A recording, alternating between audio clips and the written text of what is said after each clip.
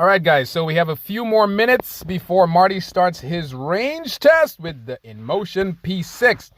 But leave it up to me to make crazy assumptions. Here we go. So this is the Sherman-L versus the InMotion P6, the real-world range test based on previous range test by Marty. So when we talk electric unicycle, guys, range, there's one name that most people trust, including myself, and that is Marty Back. He seems to get all the wheels, so, you know, he's built a name for himself. Now, he doesn't really baby his wheels per se. That's when you consider average riding. He rides them hard. Again, relatively speaking, for a range test, usually around 30 miles per hour, and reports what actually happens, okay? So in his very first range test with the Leaper-Kim Sherman-L, Marty pulled around 40 miles out of a full charge. That wheel packs around 4,000 watt-hours at 151 volts, translating to roughly 100 watt-hours per mile. That's according to Marty. A solid benchmark for high-speed cruising. High speed, again, is relative because we're kind of curving it based on average riding overall.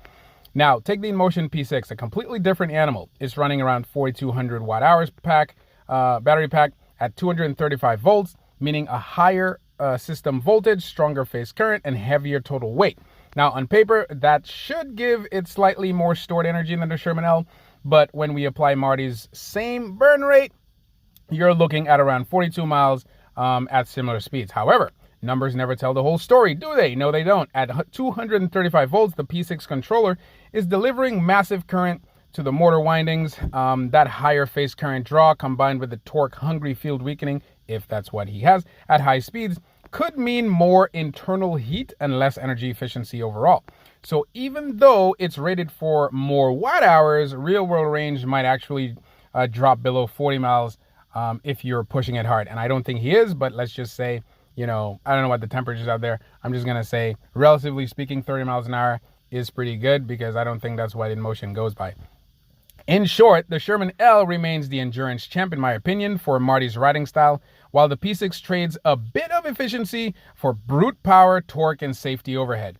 Big voltage, hungrier motor, same story we've seen before, physics always wins. So guys, in my opinion, I think the Sherman-L will edge out the InMotion P6. That's just my assumption. What do you guys think? I think, now here's the thing. The reason I say that is because if you go to InMotion's page, and here I am right now, I see beautiful stuff, you know, nice stuff. Let's go back for a second. Hold on, click here.